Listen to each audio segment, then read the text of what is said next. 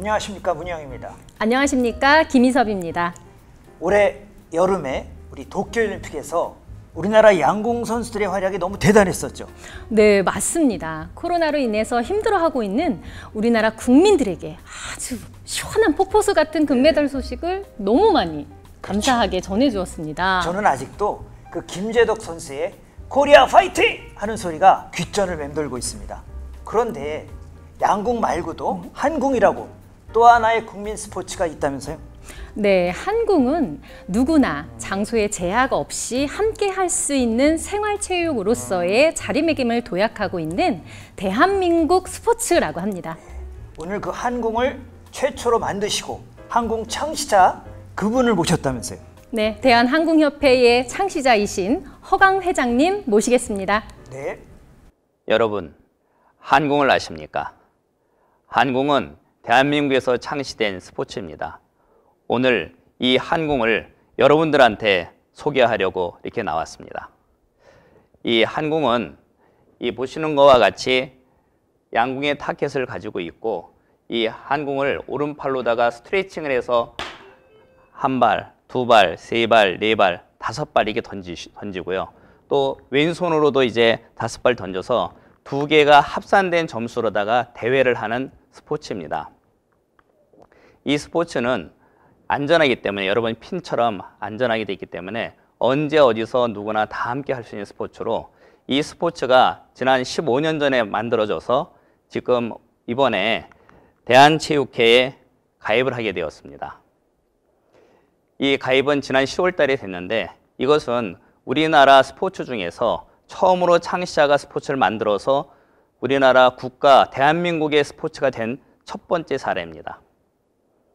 앞으로 저는 이 스포츠를 국내는 물론 세계적인 스포츠로 만들어 가려고 하고 있습니다. 제가 이 한궁을 창시하면서 그동안 여러 가지 생각을 가지고 이 한궁을 만들어 왔습니다. 그래서 이 한궁이 또 한궁 같은 새로운 종목을 우리나라에서 만들거나, 또 이미 그 새로운 종목을 가지고 있고 그걸 또 활성화시키기 위해서 어떻게 할 것인가 하는 부분들의 의문점이 있기에, 제가 이것을 7대 원동력이라고 해서 한궁 창시의 7대 원동력이라는 그런 타이틀로 강연을 하도록 하겠습니다. 이 한궁은 제일 먼저 7대 원동력이라고 하는 부분들이 큰 목표, 벚꽃 창신, 지적재산권, 그다음에 평생교육, 그다음에 사랑 실천운동, 가족 사랑의 힘, 그리고 이걸 한국의 문화로 만들겠다고 하는 부분들로 구성되어 있습니다. 왜 그러냐면 이 한궁은 대한민국을 대표하는 스포츠로 만들어야 하기 때문에 처음 시작할 때부터 이런 계획을 가지고 진행을 했습니다.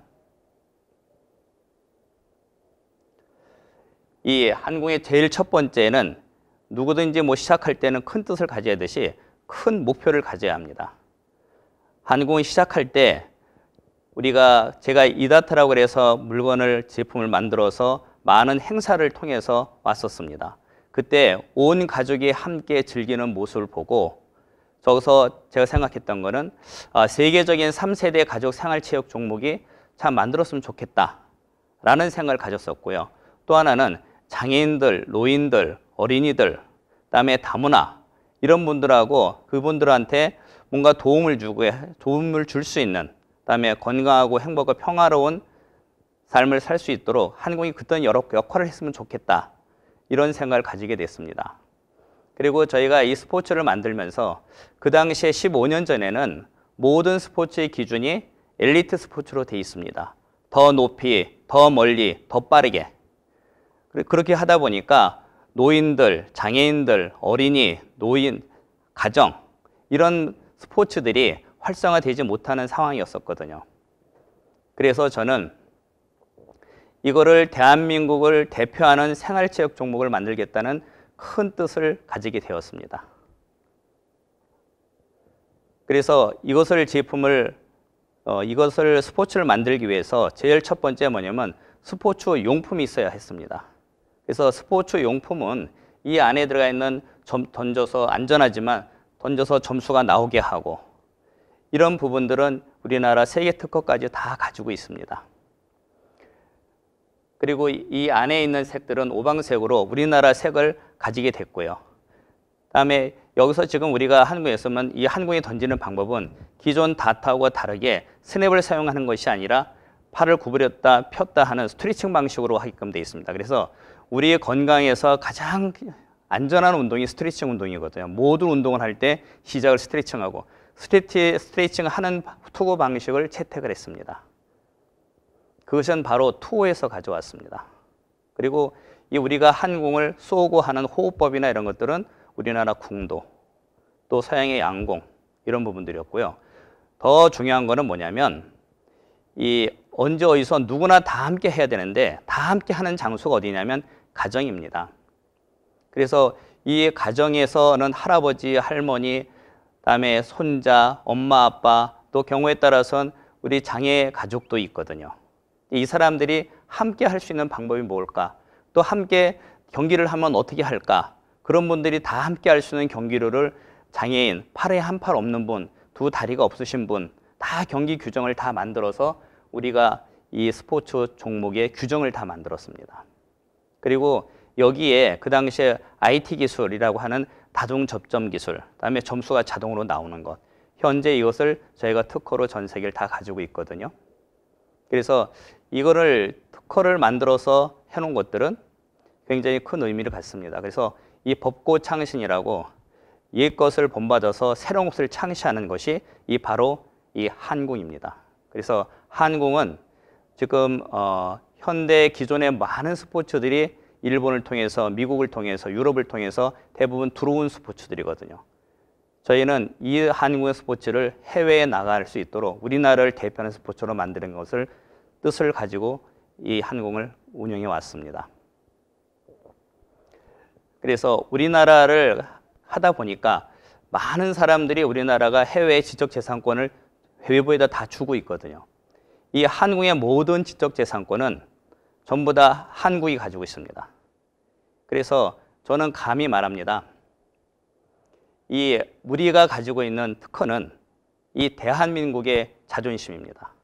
그래서 저희가 가지고 있는 산업재산권, 그다음에 저작권, 이것을 다 합쳐서 한궁은 48개를 보유하고 있습니다.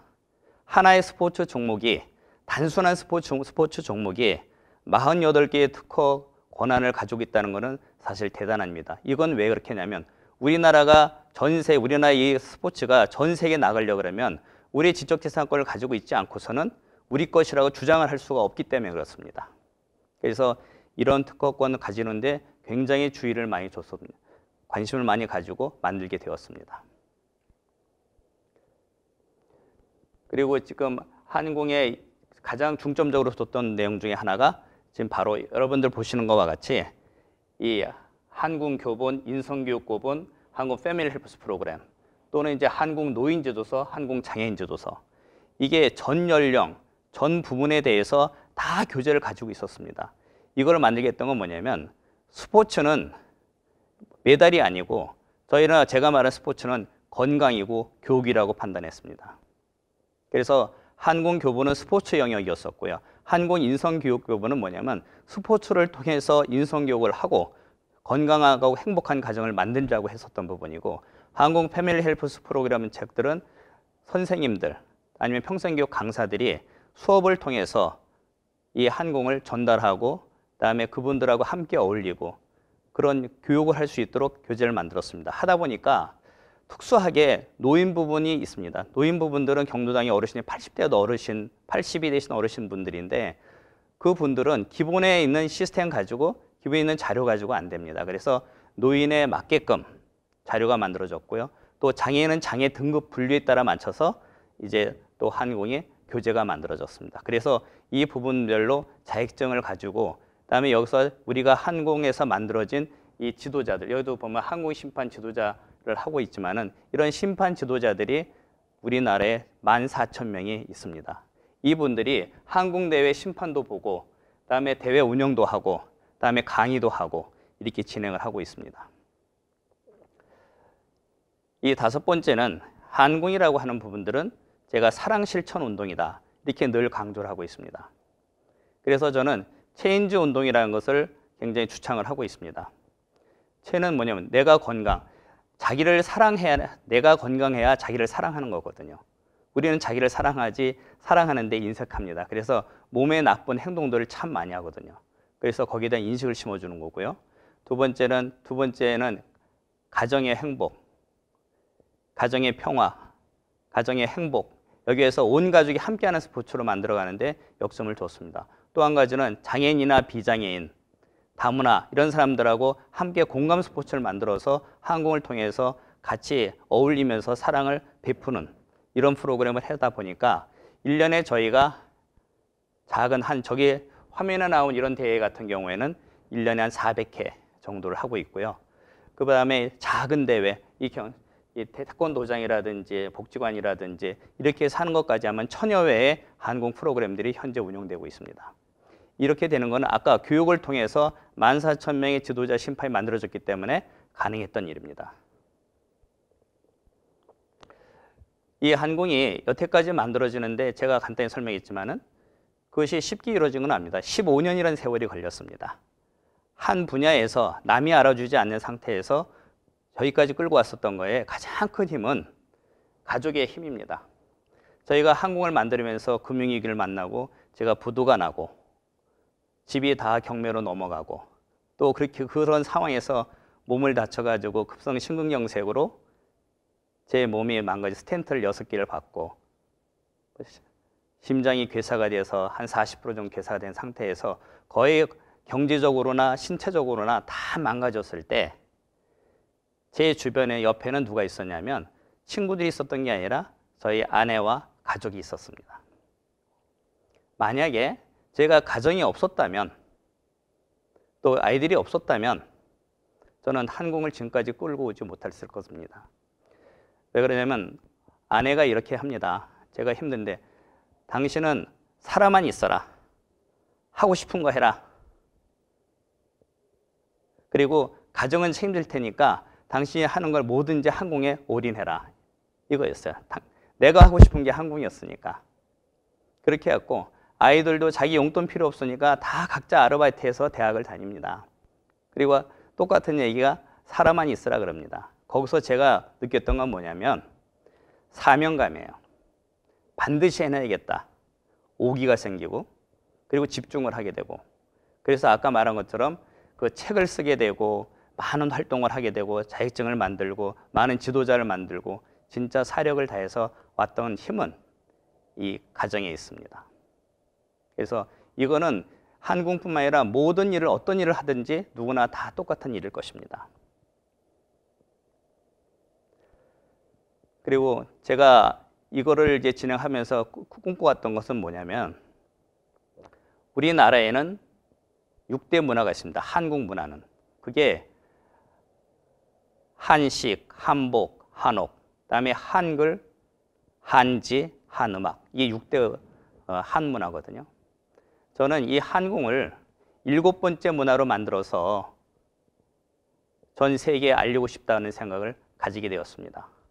그래서 이 한궁이 단순한 스포츠가 아니라 문화예술의 영역으로 넘어가야 되고 또 우리나라의 자존심을 세우고 우리나라가 스포츠 수입국이거든요. 그래서 우리나라를 스포츠 수출국으로 만들겠다는 이런 생각을 가지게 되었습니다. 그렇게 생활하고 많은 활동을 하다 보니까 제가 2018년도에는 광복절날 제가 33인의 민족 대표가 됐었습니다. 그리고 제가 이 한궁을 우리나라에서 만들고 창시자고 모든 자료나 다 활동을 한 것을 인정받아서 한국예총에서 한국예술문화명인, 지금은 41명이 있는 그랜드 마스터의 명인으로서 살아가고 있습니다. 그리고 제가 또 인문학적으로라도 많이 활동을 하기 위해서 올해 등단 시인이 됐었습니다. 그래서 앞으로 저는 이 한궁을 통해서 우리나라 문화가 활성화되도록 많은 노력을 할 겁니다. 그래서 이런 것들을 다 인정을 받아가지고 제가 세계생활체육연맹으로부터 세계 탑피사 선고자상을 국제상을 받습니다. 아마 제가 받을 수 있는 상 중에서 가장 큰 상일 것 같습니다. 하나의 스포츠를 만들어서 노인, 장애인 생활체육 활성화하기 위해서 그걸 인정받은 상이기 때문에 저는 이 상을 소중하게 생각하고 평생 가슴에 안고 제가 처음에 뿜은 뜻을 놓치지 않도록 열심히 노력할 것입니다. 그래서 저는 이 현재 제가 살고 있는 방에서 이 산방인데 여기서 제가 한궁 교본을 쓰고 책을 쓰고 다시 제가 이 한궁의 일생을 다시 한번 정리해서 자서전도 쓰고 있습니다. 그래서 앞으로 저는 틈나는 대로 저의 생각을 많은 사람과 공유할 수 있도록 강연을 통해서 여러분들을 찾아뵙도록 하겠습니다. 감사합니다. 오늘 강연 너무 잘 들었습니다. 네, 잘 들었습니다. 감사합니다. 이제 지금부터 네. 한궁에 대해서 아주 본격적으로 파헤치는 시간을 갖도록 하겠습니다. 네. 예. 한궁이라는 스포츠가 어떻게 보면 약간 좀 다트하고 서양의 다트와 비슷해 보이잖아요. 외향적으로. 그렇죠. 어떤 부분에서 우리 한궁이 다르고 또 네. 어떠한 강점을 갖고 있는지 너무 궁금합니다. 예. 제가 이제 다트를 생각해서 보면은 참 부러운 게 있어요. 아, 예. 왜 그러냐면 다트는 500년의 역사를 가지고 있습니다. 네. 저는 한궁은 이제 15년의 역사가 있거든요. 네. 근데 다트가 그동안에 저도 다트를 많이 했었고 네. 그래서 이제 그거를 해서 제품 개발도 했었고 네. 그러니까 위험한 다트를 그 자석 다트로 안전하게 만들어서 유럽에 제가 보급하는 것도 했었어요. 아, 네. 그런데 문제는 뭐냐면 저희가 만든 거 가지고 대회를 안 하는 거예요. 왜 그러냐? 놀이로만 인정해 주는 거예요.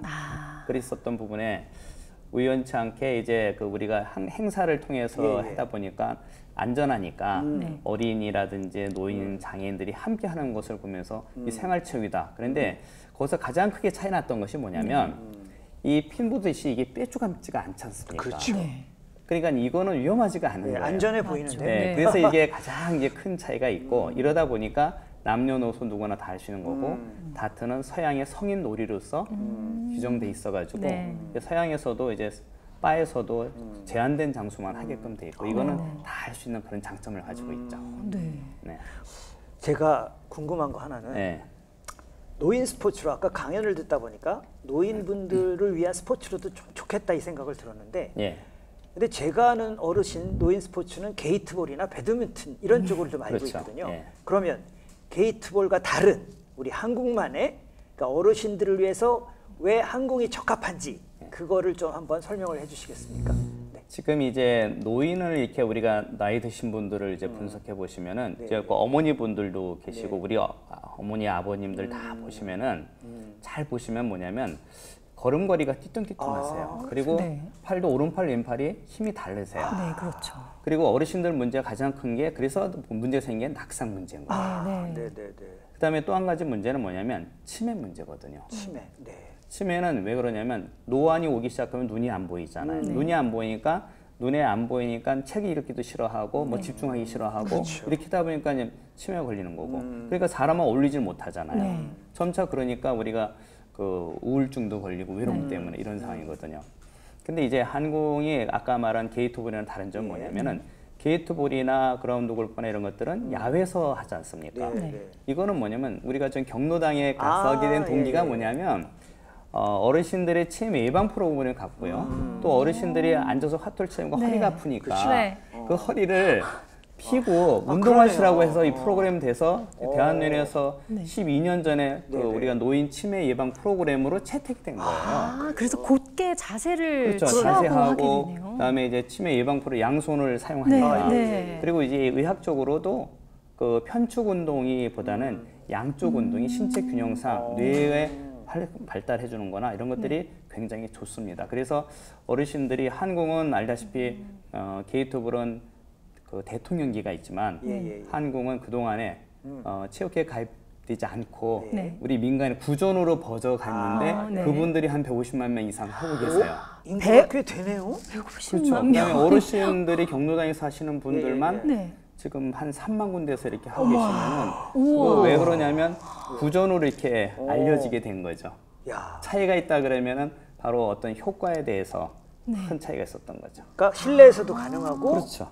또 서서 해야 되는 그런 그렇죠. 척추 운동. 그래서 전에 이제 데이터를 보니까 예. 기계투부는 어쨌든 간에 밖에 나면 추운 날 못하고 더운 날 못하고 비 네. 오는 날 못하고 네, 이렇게 제약이 하더라고요. 많죠. 그러니까 이제 하우스를 져줬는데도 네. 불구하고 1년에 우리가 기계투부를 할 수 있는 것들이 한 43일 정도 통계적으로. 근데 한국은 경로당 안에 들어가면 360을 맘먹은 대로 할 수 있잖아요. 그러네요. 아주 이로운 장점이 많은 운동이에요. 네. 그렇죠. 뭐 가성비가 최고이죠. 운동원에서는. 그렇죠. 네. 가성비 말고 가심비라고 해서 이 마음을 만족시키는 운동으로서도 맞습니다. 아주 최고인 것 같습니다. 예. 누구나 언제 어디서나 그렇죠. 또 함께 할 수 있는 예. 그런 체육으로는 최고인 것 같네요. 그래서 지금 저희가 이 항공대 그 이게 경기 장면을 보면은 네. 남들이 없는 게 있습니다. 경기장에 보면 전부 다 의자가 놓여져 있어요. 어, 그 왜 그러냐면 어르신 분들이 예. 허리가 안 좋으시잖아요. 그러니까 의자에 앉아서 대기를 하십니다. 대기할 때. 대기를. 예. 그렇게 하고 이제 항공을 투구를 다 하고 다시 자리에 앉고 항상 그렇게 해서 뭐냐면 항공은 스포츠가 제일 중요한 게 뭐냐면 재밌어야 되고 그다음에 안전이거든요. 안전하지 않는 스포츠는 생활체육으로 앞으로는 한계가 있어요. 인정을 못 받는다. 네, 왜냐하면 사고가 한 번 나면 그다음부터 그거는 할 수가 없는 상태입니다. 네. 지금 우리가 참 안타까운 게 뭐냐면 우리나라 국군 같은 경우는 우리나라 전통이 그잖아요. 우리가 동이족에서 활을 잘 쏘는 민족인데 그렇죠. 이 활을 쏘는 거를 학교에서 못 가르쳐요. 이유는 뭐냐면 위험해서. 위험해서.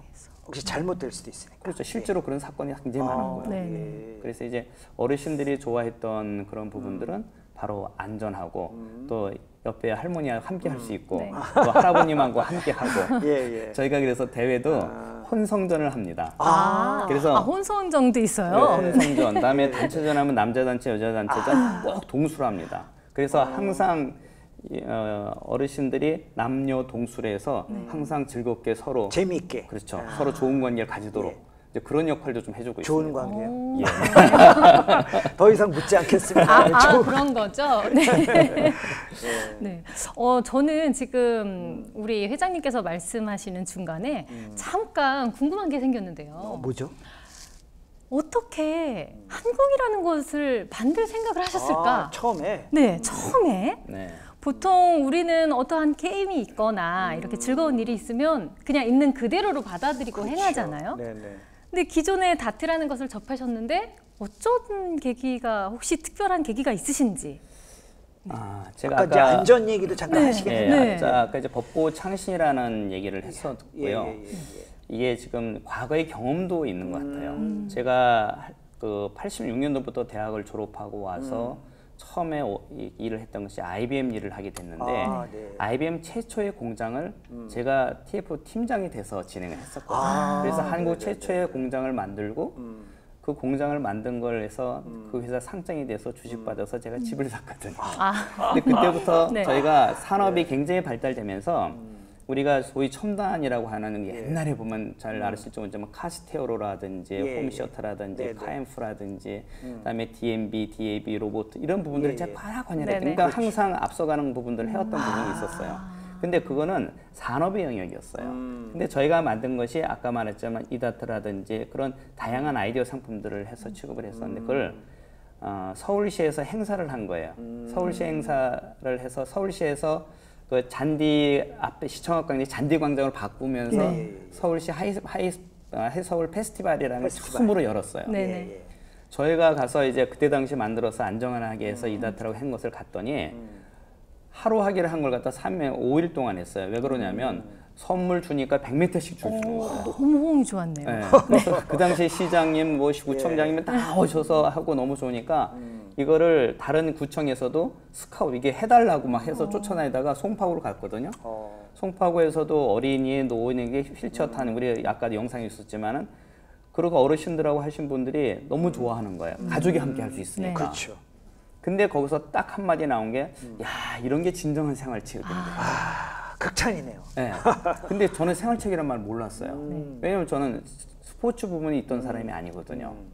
그러니까 생활체육이 뭐야? 그렇게 뭔데 저렇게 우리를 좋게 평가하지? 그때부터 공부를 하기 시작한 것이 결국은 찾아보니까 우리나라에서 만든 생활체육 종목이 한 종목도 없었던 거예요. 다 수입해온 거였어요. 그 당시 유스포츠라 그래서 일본에서 다 들어와서 학교 체육으로 이렇게 했었고 우리나라는 스포츠 수입국이었던 거예요.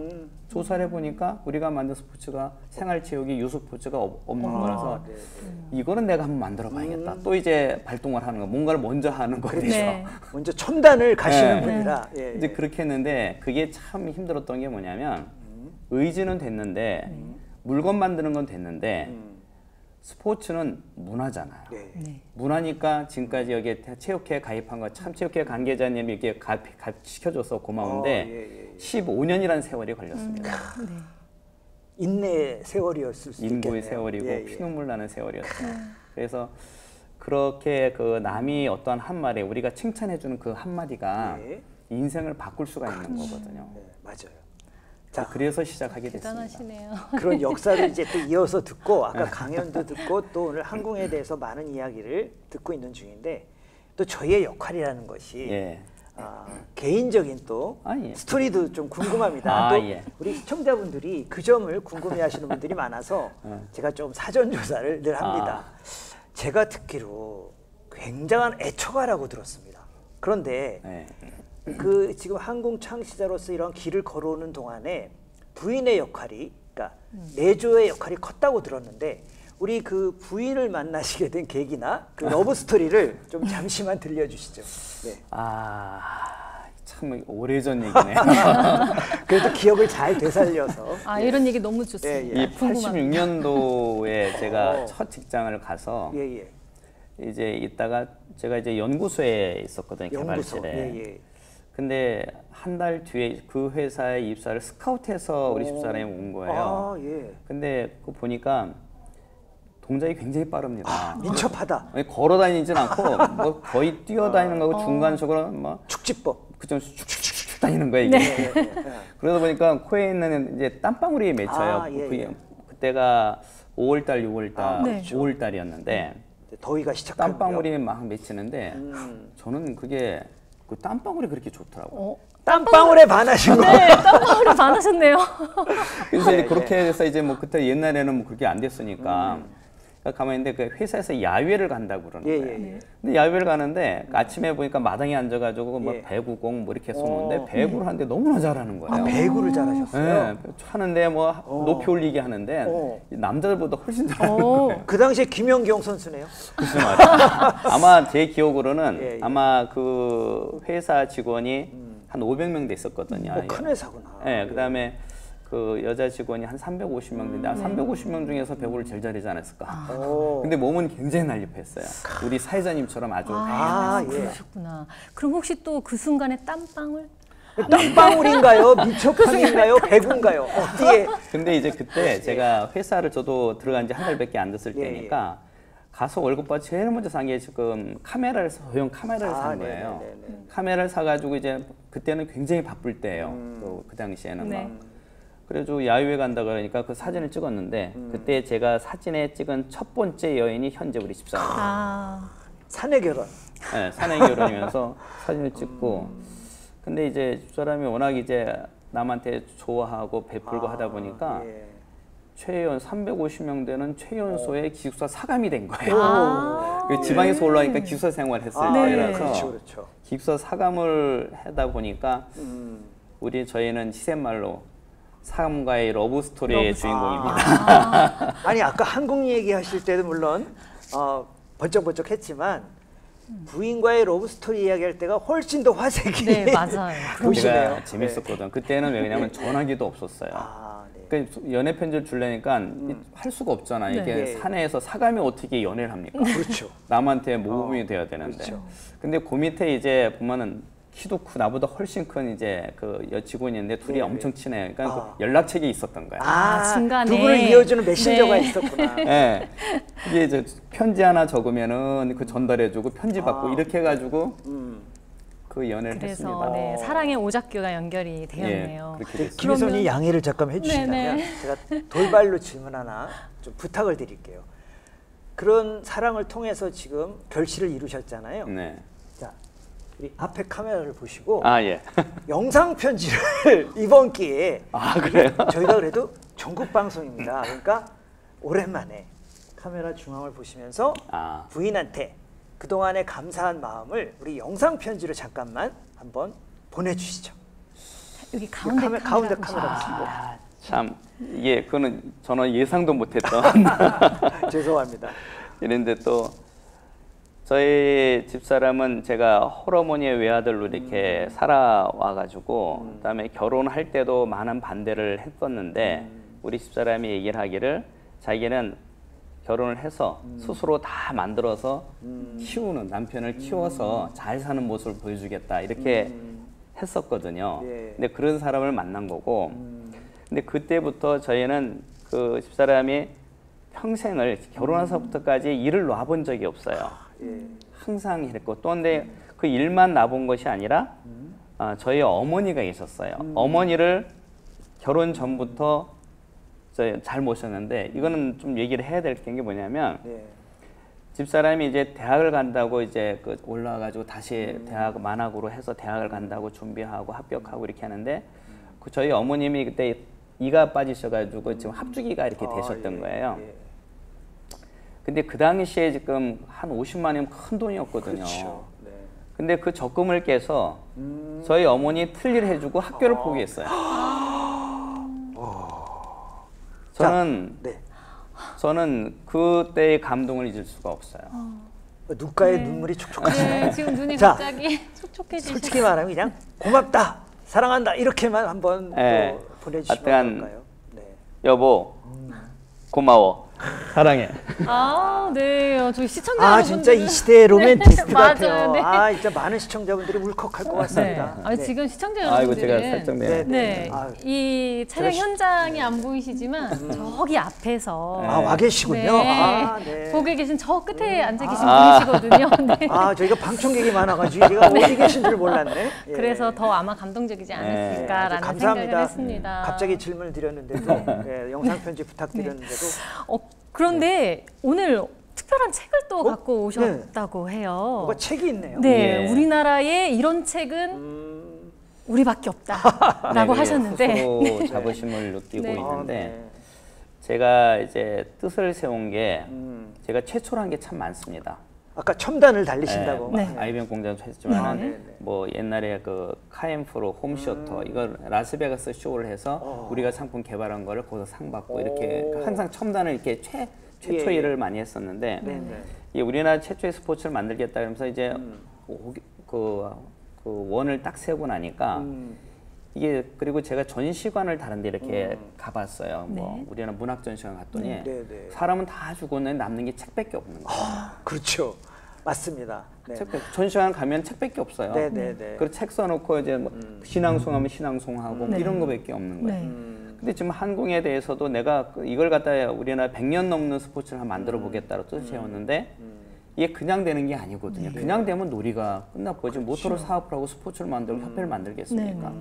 그래서부터 만들기 시작한 것이 한궁 첫 번째 교본. 교본은 제가 쓰면서 2006년도부터 시작해서 2009년도에 협회 만들고 2012년도에 한궁 교본이 나왔어요. 아, 네. 그러니까 무에서부터 유를 창조해서 하나의 그 스포츠 경기를 만든다는 자체가 경기 규정, 경기 용품, 경기하는 방법, 그다음에 아까 전 노인들, 장애인들 이런 부분들을 다 따져가지고 그다음에 내가 또 대회를 만들어 대회는 어떻게 했는지 문제점 없는지 이런 걸 하는데 그 우리는 책 한 권 썼는데 그 많은 시간이 걸렸고 그다음에 그걸 하다 보니까 우리 그 지도자들을 양성하다 보니까 그분들이 또 가르치다 보니까 이게 또 애들하고 놀고 저기 해보니까 말을 안 듣는 애들도 있고 잘 듣는 애들도 네네. 있잖아요. 그러니까 이제 인성이라는 문제가 나오기 시작하니까 인성 우리 스포츠를 통해서 인성 교육을 해보자는 취지를 해가지고 거기에 인성 프로그램을 넣고 그다음에 이제 한궁에 그러니까 아까 언제나 누구나 다 함께 할 수 있는 거기 때문에 이 한궁의 인성은 남들의 인성은 뭐라지만 한궁에서 인성은 좋은 관계라고 딱 명시를 한 거예요. 그러니까 이 좋은 관계라고 놓고 나서 이제 한궁의 인성교육 교본을 만들고 예를 들어서 우리가 효라고 하면은 대부분 기본 책들은 어르신을 봉양한다고 해요. 저희가 효라고 하면 우리 인성교본 책이 어떻게 하냐면 어르신 할아버지 할머니하고 놀아주는 것. 훨씬 더 뭔가 쉽네요. 어떻게 보면. 네네. 그다음에 우리가 인성은 우리가 좋은 인성은 뭐냐? 그 엄마 할아버지하고 할머니하고 잘 지내고 엄마 아빠 잘 지내고 그 딸하고 아빠하고 잘 지내는 거 이게 인성인 거 좋은 인성인 거예요. 맞습니다. 정확한 근데 말씀. 여태껏 인성의 것은 뭐냐면은 이론으로 배우고 시험을 보고 이렇게가 맞아요. 옛날에 뭐 시험도 보고 하잖아요. 이제 네, 그런 네. 게 아니고요. 그래서 이 한궁을 인성 실천 운동, 네. 건강 가족 인성 실천 운동이라는 것을 제가 발의를 하고 그 책을 만든 게 인성교육 교본입니다. 이게 그래서 교재. 네, 그래서 귀한 이제 책을 보면 갖고 교육지표도 나오시네. 제가 다 가지고 있고. 제가 아까부터 이 책이 눈에 들어왔는데 여기 보니까 인성교육 교본이라고 네. 되어 있어요. 다르네요. 근데 보통 책에는 이렇게 인성교육 교본이라는 책을 제가 지금까지 한 번도 본 적이 없거든요. 스포츠에서는 저희가 처음일 거예요. 정말 귀한 책을 갖고. 네, 너무나 좋고 귀한 책을 저희가 네, 오늘 그리고 이제 마지막으로 소개받- 이제 하나 쓴 네. 것이 이제 한국 패밀리 헬프스 프로그램이라 이렇게 돼서 이렇게 됐잖아요. 네. 이게 뭐냐면 이 패밀리란 말이 참 굉장히 중요한 말이에요. 그렇죠. 왜냐면 우리가 살아가는 데 있어가지고 네. 가정이라는 것이 굉장히 중요하죠. 가정에 모든 것이 다 있어요. 엄마, 아빠, 할아버지, 노인, 또 이제 하우스 우리 장애인분들, 장애 가족들 다 있어요. 그렇죠. 이분들하고 함께 어울리고 그래서 헬프스. 영어로는 헬프스가 도와준다는데 헬스, 앵그로스먼스, 리더십, 퍼스널리티라고 하나하나마다 그 발음이 프로그램이 다 이게- 있습니다. 그러시군요. 예사 발음이 아니시네. 그래서 이걸 가지고 평생교육 강사들이 복지관이라든지 학교라든지 장애인 복지관 이런 데서 강의할 수 있도록 선생님용으로 또 만든 거예요. 이유는 뭐냐면 제가 이런 좋은 생활을 가져도 제 혼자 할 수는 없잖아요. 그러니까 저희가 필요한 강사님들 이런 분들이 계셔야 제가 뜻을 올바로 펼칠 수 있잖아요. 그래서 강사들 교재입니다.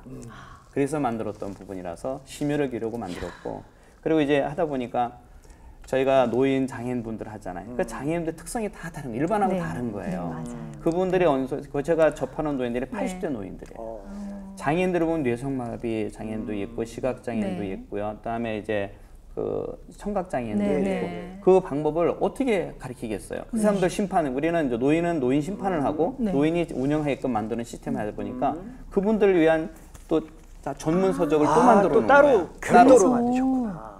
그래서 이제 이 장애인도 마찬가지로 등급별로 그렇게 만들어져 있는 거거든요. 그래서 저희가 이거 하는 건 뭐냐면 제가 아까 설명할 때 한국은 사랑이다. 사랑 실천 운동이다. 말로만 하는 것이 아니라 노인, 장애인, 소외계층을 위해서 실천할 수 있고 또 저희가 한국 지도에 거의 70%, 80% 가량이 여성이세요.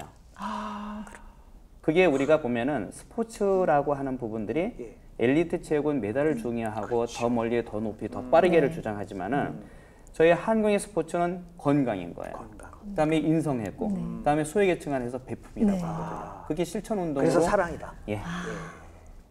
그래서 이제 이 책을 만들게 된 거는 그것을 널리 알리기 위해서 함께 할 수 있는 사람. 그래서 저희가 한국 심판 지도자가 14,000명이 있습니다. 맞네요. 네. 네, 그래서 앞으로 지금도 우리가 한국 체인지의 공헌단이라고 해서 앞으로 전국적으로 저희가 그 단을 한 1만 개 조직을 만드는 목표로 진행을 하고 있습니다. 지금 어떻게 하다 보니까 일부러는 아닌데요. 한궁의 전문성은 우리 김희섭 님이 주로 여쭤보시는 것 같고 저는 아까 그 발음 얘기도 제가 살짝 했는데 그 목소리가 너무 좋으세요. 그래서 또 제가 알아본 바로는 올해 시인으로 또 등극을 하셨다고 하길래 네, 등단 시인이 또 됐죠. 제가 좀 부탁을 하나 드리고 싶은 건 시를 한 편 낭송을 좀 해주시면 음악은 나중에 저희가 후시로 이렇게 깔아드리더라도 평소에 좋아하시는 시가 한 편 있다면 이 자리에서 잠깐 암송을 해주시면 그 낭낭한 목소리로 시를 또 암송해 주시면 우리 시청자분들이 얼마나 좋아하실까 하는 생각이 들어서 한 편만 좀 부탁을 드리겠습니다. 이 제가 이제 시를 좋아하는 것이 이제 두 가지가 있어요.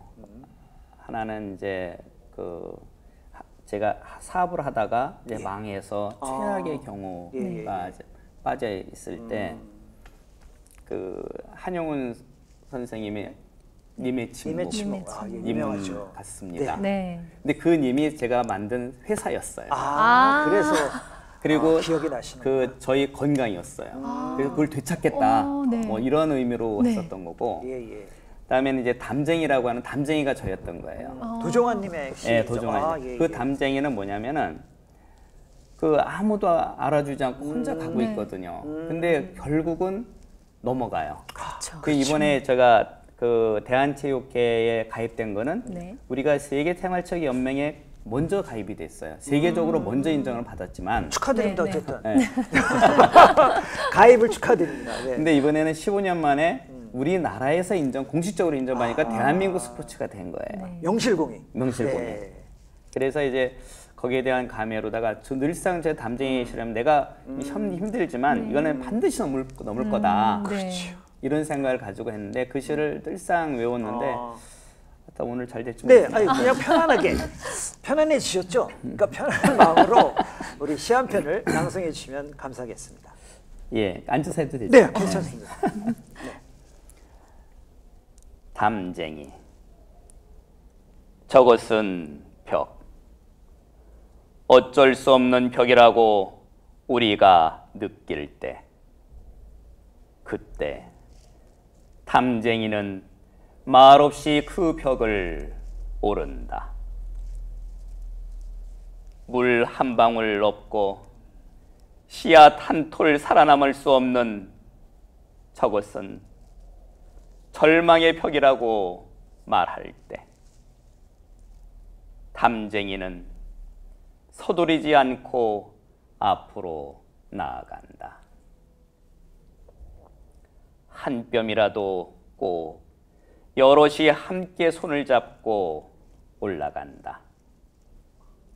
푸르게 절망을 다 덮을 때까지 바로 그 절망을 잡고 놓지 않는다.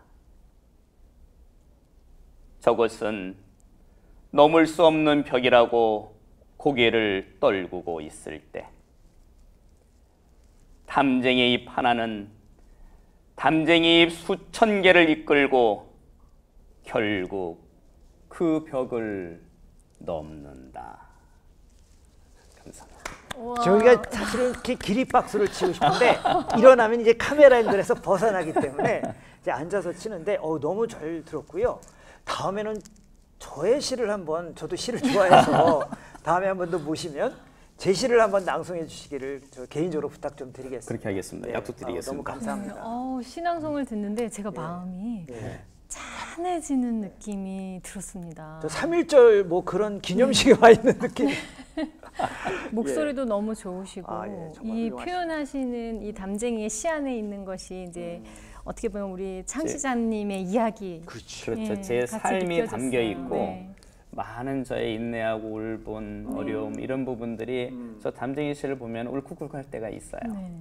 아니 김희섭님 질문하기 전에 제가 그 눈가의 촉촉함이 그 호르몬의 변화가 있으신지 그래서 모르겠는데 아까 부인 얘기할 때도 눈가에 눈물이 촉촉, 시를 한번 낭송하셔도 눈가에 촉촉. 이 감성이 그러니까 첨단을 좀 많이 다루시고 이끌어가셔서 저는 사실은 약간 과학적이고 차갑다고 생각을 했는데 아주 양면이 있으시네요. 또 시를 읽으실 때는 눈가에 눈물이 촉촉하시네요. 이게 제가 이제 그 전에 예. 그 급성 심근경색으로 쓰러져서 다시 살아나가지고 이 집으로 와가지고 맨 첫날 딱 일어났는데 햇빛이 쫙 들이는 거예요. 네. 근데 그 햇빛을 보는데 너무나 좋은 거예요. 그래서 첫 생각이 딱 뭐였냐면 네. 살았구나. 그리고 햇빛 보는데 너무 좋은 거예요. 그때부터 제가 웃기 시작했어요. 그리고 나서 그때는 전혀 생각하지 않았는데 이게 그때가 이제 그 산에 올라가지고 꽃망울이 조그맣게 피잖아요. 그러면 겨울 동안에 추워가지고 막 하다 꽃망울 피우면 그게 너무나게 소중한 거예요. 왜냐면 죽음을 딛고 일어나서 뭔가 새로운 그 희망을 보여주는 것 같아가지고 그런 것에 이제 감성을 하다 보니까 제가 괜히 감성적으로 많이 바뀐 것 같은, 그러니까 세상을 살면서 인생의 가장 쓴맛이나 어려운 것을 겪다 보니까 제가 철학자가 된 것 같고 또 어떤 문학 소년이 된 것 같은 이제 그렇게 좀 바뀌어진 것 같습니다. 저는 기업하는 분이 감성 마인드가 있어야 된다고 저는 생각합니다. 스티브 잡스도 원래 시를 즐겨 읽어서 창의가 뛰어났다 이런 말도 있지 않습니까? 저는 좋습니다. 우리나라 양궁은 사실 너무 유명하지 않습니까? 세계적으로도 정말 경쟁력 있고 금메달 소식을 많이 전해주는데 그게 아마 올림픽이라는 화두가 있기 때문에 더 많이 전달된 것 같아요. 그러면 저는 개인적으로 우리 한궁도 지금 생활 스포츠이긴 하지만 혹시 언젠가는 올림픽 종목으로 정식 종목으로 채택이 돼서 지금의 양궁 인기 못지않게 널리 퍼질 수 있지 않을까 싶은데 혹시 올림픽 그 정식 종목에 대한 구상은 없으실까요? 있죠. 네. 지금 이제 우리나라의 그 엘리트 종목들은 네, 이제 네, 네. 그 스포츠 종목들이 외국에서 좀 수입해 왔잖아요. 네. 올림픽 종목이 되면 그 종목을 우리가 수입하고 그다음에 협회를 만들고 선수를 만들어서 나가고 컬링도 이제 우리나라 그 겨울철 스포츠 우리는 안 되지만 올림픽 나가기 위해서 또 뭐 그 적은 인원지만 대표팀을 구성해서 네. 또 나가고 네, 네. 사실 저변은 별로 많지 않잖아요. 저는 어떻게 할 거냐면 우리 한궁이 현재 입에 노인들에서 많이 노인이나 장애인 쪽을 많이 돼 있는데 이제 우리 체육회가 가입되니까 많은 이제 학교 학생들이 많이 하게 될 겁니다. 그래서 이 저변 인구가 가장 많은 종목 대한민국에서 그 종목이 돼서 우선은 이제 전국체전으로다가 가입이 되고 나가고 그다음에 아시안 게임 그다음에 되고 나면 이제 올림픽 종목으로 가게 하는데 저는 그것도 올림픽에서 IOC만 쳐다보는 게 아니라 저는 한궁 세계 대회를 제가 개최할 겁니다. 근데 그걸 어떻게 하느냐? 능력이 안 될 수 있어요. 그렇지만 뭐냐면은 우리나라에 다문화가 굉장히 많이 들어와 있습니다. 예를 들어서 안산 같은 경우에는 한 10만 명의 외국인들이 있어요. 한 190개국 정도가 있어요. 그러면 어떻게 하냐면 우리나라에서 그 나라 사람들을 다 참여시켜서 나라별로 참여시켜서 그게 올림픽이네요. 네. 그러니까 한국에 있는 대사관한테 대사님들 모셔놓고 그 대회를 한번 하겠다는 것이 첫 번째 목표야. 그것이 되고 나면 그분 대사님들이 다 저희 그 홍보를 해줄 거 아닙니까? 그러네요. 저절로. 네, 그래서 뭐냐면 남을 기대하기보다는 여태껏 제가 해왔듯이 제 스스로 만들어서 이해가 되고 그 다음에 그것이 연결이 돼서 아시안 게임도 하고 그 다음에 유럽에서도 하고 미국도 하고 실제로는 사실 미국의 미주 우리 장애인 쪽에는 미주 장애인 쪽에는 정식 종목 채택이 돼 있어요. 그 다음에 일본이 사실 우리나라 스포츠를 안 받아들여 주거든요. 근데 우리나라는 한궁이라고 하는 부분 영어로는 핸자 처리로 돼 있거든요. 핸자 처리 창시자가 대한민국의 허광이라고 명시된 책을 만들어서 42개 현에서 한궁 교실을 내려 하다 보니까 일본에는 장애인 지역의 종목이 돼 있어요. 시험 종목이. 이렇게 해서 그렇게 하나하나 이제 만들어 가는 거죠. 이제 그렇게 해서 결국은 이 생활체 별변이 가장 많은 사람으로서 올림픽을 가겠다는 것이 제 꿈입니다. 아니, 한국 볼수록 매력 볼매네요. 이거. 네, 한궁이 세계화라는 단어가 제 머릿속에 계속 아니, 떠오르고 무슨 있어요. 까도 어떤 새로운 사실이 나오니까 정말 놀랍습니다. 네. 저는 개인적으로 그 시각장애인 가족이기도 합니다. 그래서, 네. 근데 지금 요 옆에 보니까 우리 한궁판이 이렇게 있잖아요. 예. 도대체 시각장애인들이 어떻게 참여할 수 있을까? 주위나. 네, 그 궁금증을 좀 많이 가졌습니다. 저희 집에도 있습니다, 이거 사실. 그러신가요? 네. 저희가 네. 우리가 이제 시각 장애인들이라 우리 이제 고정관념을 깨는 거예요. 우리가 이제 뭐 이 법고창신이라는 것은 우리 옛 것을 이제 그 본받아서 새로운 걸 창조한다고 하잖아요. 근데 혼자 할 수 있는 건 없습니다. 저는 한궁은 무리라 그러지 한궁만 하라 그런 적이 한 번도 없어요. 우리 한궁 지도자들의 대부분은 다른 스포츠의 종목들을 하고 계시고 다른 일들을 다 하고 계신 분들이 계세요. 근데 이제 한궁을 하다 보니까 어떻게 하냐면 시각장애인다 보니까 보조위원이 있잖아요. 함께 하는 스포츠를 만드는 거예요. 함께. 그러니까 뭐냐면 시각장애인이에요. 그러니까 할 수가 없어요. 그럼 시각장애인이 귀가 민감하잖아요. 그렇다고 시각장애 한다고 빛을 인지 못하는 건 아니잖아요. 그래서 여기는 지금 없지만 우리가 가본 시각장애인 장비 대형이 있어요. 그러면 이제 4군데에서 빛이 나와요. 그러면 여기 그리고, 판에 보면 빛이 나오는 곳이 있는 거예요. 대형으로 된 거고 네. 전용이 있어요. 그리고 정 가운데 포지션에서 소리가 들려요. 구멍이 뚫려서 소리가 나와요. 이것도 소리는 나지 않습니까? 소리가 나는데 스피커가 이 스피커지만 그거는 이 가운데 정 가운데에서 가운데서 소리가 나요. 근데 그 장애인들, 그 시각 장애인 분들은 그걸 인식을 해요. 그리고 여기는 좀 그 멜로디 소리 나죠. 거기는 점수를 몇 점, 점수를 10점 다 설명을 해줘요. 그 다음에 이게 뭐냐면 아까 말한 대로 함께 계신 분들이 있잖아요. 그 2인 1조를 해가지고 그 사람 선수는 아닌데 시각장애인이 던지고 나면 3시, 9시, 얼쪽으로 이렇게 조정을 해주는 거야. 근데 놀라운 거는 그분들이 2.5대에서 우리도 힘들잖아요. 네. 한 60점, 70점대로 하세요. 그렇게 잘하세요. 저보다 잘하는데요. 저는 해도 이렇게 늘지가 않던데, 야. 그래서 우리가 코로나 전해, 그러니까 2019년도 전남에서는 시각 장애인 분들만 500명 정도가 모였어요. 그래서 전국 대회를 했어요. 그게 시각 장애인들로서는 네. 그렇게 한 자리에 모이는 것이 처음 있는 일인 네, 거예요. 맞아요. 아마 네. 우리나라 전 세계적으로 쉽지 않을걸요. 하나의 스포츠 종목을 위해서. 네. 그래서 이제 그렇게 됐고 거기다가 우리가 한 것이 또 한 가지는 시각장애인하고 함께 참여하시는 분하고 2인 1조 대회. 네네네. 그거 너무 좋잖아요. 그건 가족 대회인 거야. 시각장애인 가족 대회인 거예요. 그래서 한국은 언제 어디서 누구나 사실 누구나가 다 빼져 있잖아요.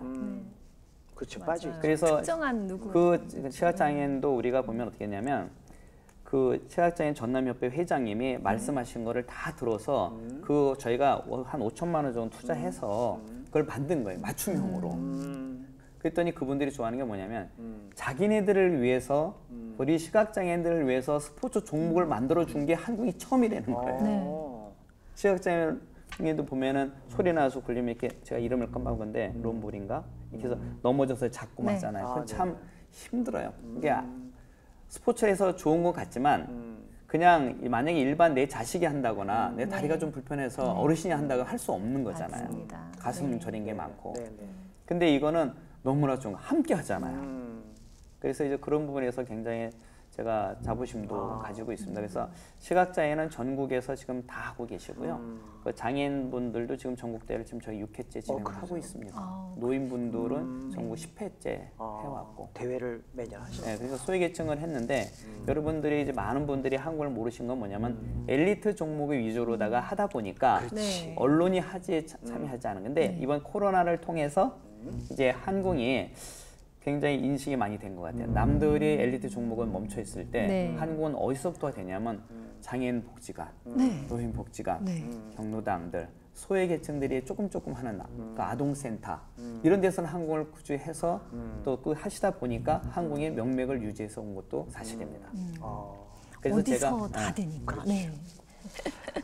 저는 사실 이제 우리 허광 회장님 오신다고 해서 SNS를 좀 많이 찾아봤습니다. 근데 특히 이제 모 SNS에서 이 가족분이 이렇게 찍은 사진을 제가 유난히 많이 본 것 같아요. 네. 그러니까 두 분 외에 이제 큰아드님, 작은아드님, 또 며느님들까지 네. 어떻게 이렇게 자주 모여서 식사도 하고 뭐 파티도 하고 그런 화기애애한 모습을 제가 쭉 봤는데 오늘의 마지막 질문 삼아 드리고 싶은 거는 아까 가족 뭐 스포츠라는 얘기도 많이 하셨고 국민 스포츠이기 전에 가족 스포츠라는 얘기도 많이 하셨고 그 어려움을 딛고 일어난 것도 다 가족의 힘으로 일어났다고 네. 하셨잖아요. 예. 그러면 이렇게 평상시에 가족애를 단단히 하는 데 있어서 한궁의 역할이 크다. 그러니까 여러분도 한궁을 많이 즐겨라. 이런 메시지를 우리 시청자분들한테 일목요연하게 총정리해서 한마디 부탁드리겠습니다. 한궁이 이렇게 가족 스포츠라고 생각할 제가 개념을 확실하게 정리하게 된 것은 네. 저희 어머니 때문에 그래요. 저희가 한궁이 맨 처음에 한궁이라는 게 탄생된 건 아니잖아요. 그렇죠. 그전에는 아까 말한 위험한 자석을 이다트라는 걸 만들어서 놀이도 하고 진행했는데 그걸 가정에서 우리가 아들이 둘이니까 편나는 거예요. 경계하기 좋게. 엄마하고 큰아들하고 엄마. 저기 작은아들하고 네. 저하고 이렇게 편나는 거예요. 편나놓고선 저희가 용돈을 주면은 네. 용돈 따먹기도 하고 또 한번 설거지하게 청소하기 뭐 이렇게 하는 거야. 그걸 쫙 하고 났더니 어머님이 그러는 거야. 야, 우리 집에 웃음꽃이 핀다. 그 전에 제가 옛날에 그 우리 베이비붐세들이 다 굉장히 바빴어요. 일을 하느라 바쁘고 맞아요. 옛날에 초기에는 한 달에 2번을 쉬었는데 저는 한 번밖에 못 쉬었거든요. 네. 우리 집사람이 참 안타까운 게 옛날에는 12시 전에만 들어오라. 저 술 먹다 늦게 들어온 게 아니라 일하다 늦게 들어온 어찌됐건 오늘 그런, 안에 들어와라. 그런 상황인데 애들하고 놀아본 적이 없는데 그거를 딱 하고 나서 거기서 탁 느낀 게 그래서 제가 그다음부터 뭐냐면 박스에 패밀리 스포츠란 말을 넣었어요. 그래서 넣으셨구나.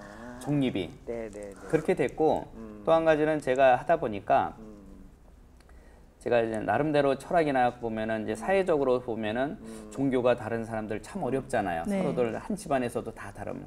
그래서 그때부터 뭐냐면 우리 집에 큰 그 집안의 대소사들은 우리 애들이 심지어는 고3일 때 시험 얼마 앞두고 공부할 때도 제사가 있으면은 밤에 호출해서 택시 타고 오라 그럽니다. 아, 네. 그리고 제사를 지내고 다시 택시 타고 보내요. 네. 그러니까 뭐냐면 우리 집에 제일 큰 거는 가족 행사가 무조건 넘버원이에요. 1순위다. 1순위예요. 아, 네, 네. 그렇게 하다 보니까 뭐냐면 가족 일이라 그러면 제일 우선인 것처럼 된 거예요. 그래서 지금 저희는 이제 또 한 가지 우리의 그 한국 집안의 종교는 아빠, 엄마가 신이다. 아, 그 다음에 아들, 며느리가 신이다. 그러니까 니들은 신을 잘 모셔야 된다. 서로가 다 다 신인 신이네요. 거예요. 아, 예. 그렇게 됐고 그러니까 큰 며느리도 이제 뭐 교회를 다니고 작은 며느리는 성당을 다니고 우리 어머님은 절에 다녔으니까 또 제사를 지내고 제사 지내도 가족이 화합하니까 절할 때는 같이 절하고 음식 같이 만들고 근데 이렇게 하다 보니까 가족의 결속이 좀 되고 또 한 가지는 저기가 한궁하는 분들은 제가 죽었다 살아나서 그런지 사람 만나는 걸 참 좋아해요. 만나서 보면은 서로 교감하고 포옹하고 네. 하는 것들이 좋아서 늘상 하다 보니까 며느리도 그렇게 하다 보니까 지금은 며느리도 저희한테 와서 미리 저보다 키 크니까 막 안아주고 아빠 그러고 막 쉽지 않네요, 그것도. 그래서 네. 우리는 다 그렇게들 잘 지내서 큰 며느리든 작은 며느리든 자기 그 태어난 부모들하고는 잘 안 해봤죠. 우리 한궁에 우리 집에서는 그렇게 아주 편하게 그렇게 잘 지내고 있습니다. 그래서 아들한테 며느리한테 절대 명절 중후권은 없게 해라. 그래서 일을 안 시키는 쪽으로 진행을 하고 그래서 가정 화합이 저는 가장 우선으로 진행을 하고 있습니다. 사실 오늘은 제가 솔직히 그 어느 때보다도 좋은 말씀도 많이 듣고 또 가족 이야기를 많이 하시다 보니까 마음이 너무 따뜻하고 푸근해지는 것 같습니다. 이 아쉽게도 저희가 클로징 멘트를 해야 되는데 이거 오늘따라 벅차가지고 그래도 안 보내드리면 예 우리 따로 또 남아서 있다가 네, 따로 또 커피숍에서 얘기를 좀 네, 이어갔으면 좋겠습니다. 말씀을 예, 더 그렇게 듣고 하겠습니다. 싶습니다. 네, 저희 오늘 한국협회의 허강 회장님 모시고 이야기 나눠봤는데요. 이야기 속에서 우리 창시자님의 삶 그리고 그 삶이 그대로 녹아나 있고 한궁이 이제 우리나라를 넘어서 세계화가 될 것 같습니다. 네, 자, 응원드리도록 양궁을 넘어서 하겠습니다. 한궁이 네. 국민적인 스포츠를 넘어서 세계적인 스포츠로 자리 잡기를 저희도 소망하겠습니다. 네, 감사합니다. 오늘 나오셔서 고맙습니다. 네. 네.